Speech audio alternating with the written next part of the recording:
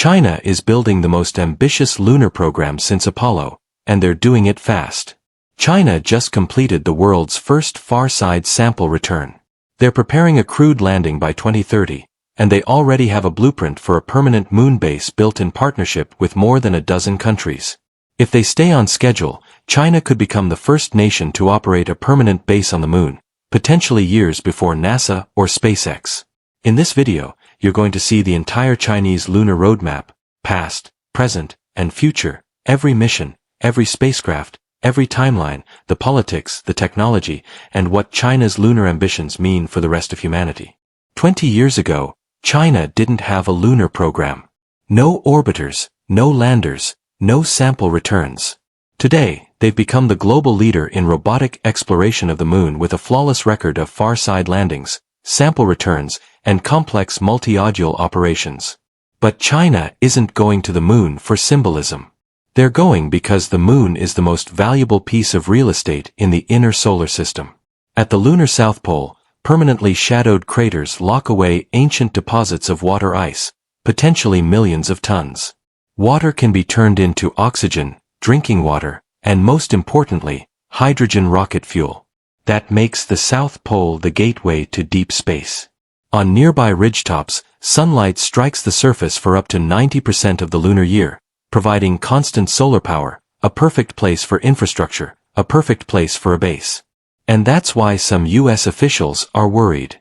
In 2023, NASA Administrator Bill Nelson warned that China could land at the moon's South Pole and say, "It's ours now, and you stay out." He's not alone. Former Vice President Mike Pence made similar warnings back in 2019, calling the new moon race even more consequential than the one in the 1960s. And that's exactly what this is, a 21st century space race. Except this time, it's not the United States versus the Soviet Union. It's the United States versus China with Russia, the UAE, and a growing number of developing countries aligning with China's lunar program. And the prize, the South Pole, the only location on the moon with both sunlight and accessible water ice. Whoever masters this region first will shape the future of lunar infrastructure, lunar resources, and lunar governance. And right now, China is ahead. To understand where China is going on the moon, you first have to understand how they got here. Through a decade-long step-by-step playbook called the Chang'e program, a roadmap so methodical that every mission directly enabled the next. China's lunar campaign started quietly. Chang'e 1 launched in 2007, then Chang'e 2 in 2010. Two orbiters designed not to land, but to learn. They created high-resolution maps, photographed future landing zones, and sent back detailed topographical data of the lunar surface. These missions laid the groundwork for precision landings, the same way NASA's lunar orbiters paved the way for Apollo. China wasn't rushing, they were learning the terrain. In 2013, China made its first lunar landing with Chang'e 3, becoming only the third nation in history to soft land on the moon. The small rover U-2 hopped off the lander and began exploring the Mare Imbrium region. It wasn't the largest rover or the fastest, but it marked the moment China truly became a lunar surface power. From this point forward, every Chang'e mission grew dramatically in ambition. In 2019, China did something no one had ever done. Land on the far side of the moon. Chang'e 4 touched down inside the Von Karman crater shielded from Earth behind 380,000 kilometers of rock. To communicate, the lander used a special relay satellite stationed in a halo orbit, a technical feat in itself. The U-22 rover is still operating today. It famously photographed the mysterious Luna cube, which turned out to be a rock, but also became an internet legend. With Chang'e 4, China claimed a unique scientific domain, exploring a place no human or robot had ever reached. Next came Chang'e 5, the first Luna sample return since the Soviet Luna 24 mission in 1976.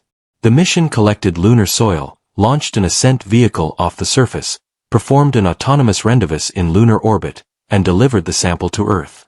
Among those samples, Chinese scientists identified a brand new lunar mineral, Chang'e, the sixth new mineral ever discovered on the moon. Chang'e 5 proved China could perform one of the hardest maneuvers in space, rendezvous and docking around another celestial body. In 2024, China pushed the boundary once again with Chang'e 6, the world's first ever far-side sample return mission, a 53-day operation involving 4 spacecraft, an orbiter, a lander, an ascender, and a return capsule. On June 1, the lander touched down at the Apollo Basin near the southern rim of the vast South Pole Aitken Basin, the largest, deepest, and oldest impact site on the Moon. Using a drill and robotic scoop, Chang'e 6 collected nearly 2 kilograms of precious far-side samples. It deployed a tiny rover to image the landing site, then launched the ascender back into lunar orbit. And for the second time in history, and the second time ever done by any nation, China completed an autonomous rendezvous and docking in lunar orbit. They are still the only country capable of doing this around the Moon.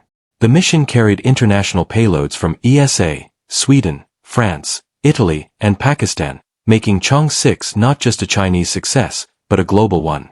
On June 25, 2024, the sample capsule returned to Earth, touching down safely in Inner Mongolia, completing one of the most advanced robotic missions ever attempted in space.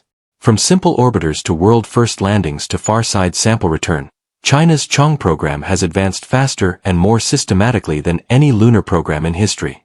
China's past missions laid the foundation. But the next two, Chang'e 7 and Chang'e 8, will determine everything about China's future on the Moon. These missions aren't just landers. They are the opening moves of a permanent lunar presence.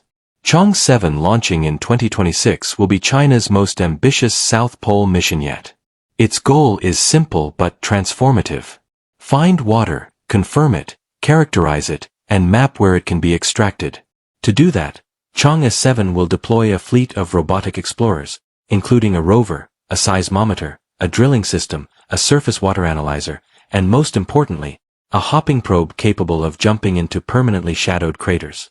These craters are the coldest places in the solar system, colder than Pluto. Sunlight hasn't touched their floors for billions of years. If water ice exists anywhere on the Moon, it's here. And Chang'e 7 won't be a purely Chinese mission. It carries international instruments from Egypt, Bahrain, Thailand, Russia, Italy, and the International Lunar Observatory Association, making it one of China's most globally collaborative missions to date. But Chang'e 7 has also become a geopolitical flashpoint. NASA and CNSA both plan to land near Shackleton Crater, one of the most valuable pieces of lunar real estate because it offers both near-constant sunlight and access to shadowed craters rich in ice. Media outlets erupted with stories claiming China was choosing NASA's landing site or trying to land where NASA planned to land first. But China's filings with the United Nations show something far less dramatic. Both nations selected similar regions because physics selected them first. These are the only places ideal for power generation, communication, and resource extraction. The real tension isn't about choosing a landing zone. It's about who operates there first and who sets the norms for everyone else. 2 years later in 2028, China will launch Chang'e 8, the mission that could change how humans build in space forever. Where Chang'e 7 searches for water, Chang'e 8 asks a bigger question. Can we build a moon base using nothing but lunar soil? To answer it, Chang'e 8 will test in situ resource utilization, ISRU, a technology that melts and 3D prints lunar regolith into usable structures. This mission will include a dedicated construction robot designed to assemble printed components into test structures on the surface. Think of it as the first brick being laid for a future lunar base. Chang'e 8 will also open its doors wide to global partners with room for up to 200 kilograms of foreign scientific instruments. That's more than any Chinese lunar mission before it. This isn't just outreach, it's strategy. China wants as many nations as possible working with them, and eventually living with them on the Moon. Chang'e 8 is the last major step before China's first crewed lunar landing planned before the end of the decade. It will test the technologies needed for a permanent outpost, on-site construction, resource extraction, and multinational scientific cooperation. If Chang'e 7 finds usable water, and Chang'e 8 proves you can build with lunar soil, China will have everything it needs to create the first sustained human foothold on the Moon. And that brings us to the next chapter. China's plan to land astronauts on the Moon for the first time. After 2 decades of robotic missions, China is preparing for the milestone that will define its place in space history, a crewed landing on the moon.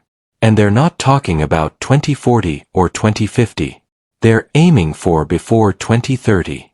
To get there, China is building an entirely new generation of hardware. Rockets, spacecraft, landers, and training programs, all designed specifically for human survival on the lunar surface. China's crewed moon rocket is called the Long March. At 90 m tall, it's nearly the height of the Saturn V and stands in the same class as NASA's Space Launch System.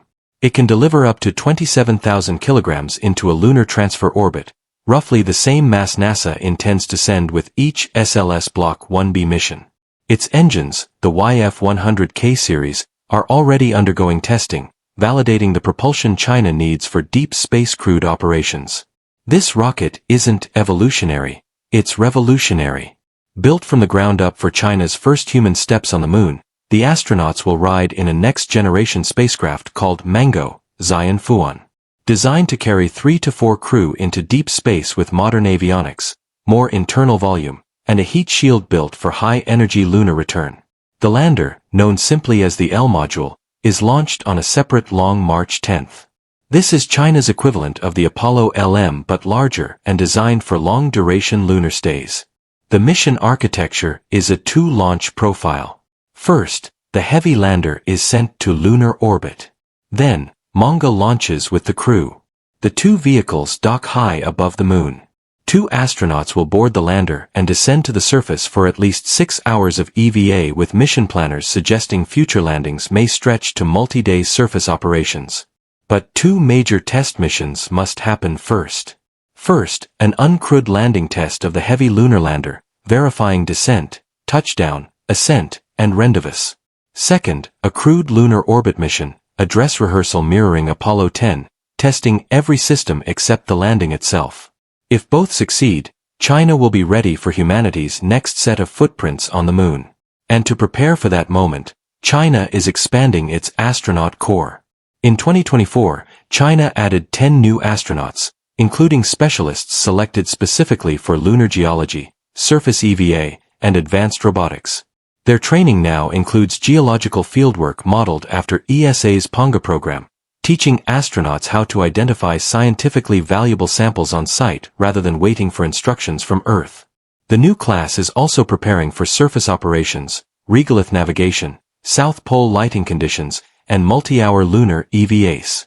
With a new rocket, a new spacecraft, a next-generation lander, and a newly trained astronaut corps, China is positioning itself to return humans to the moon, potentially before any other nation. But a single landing is only the beginning. China's real goal is much bigger, a permanent presence on the moon.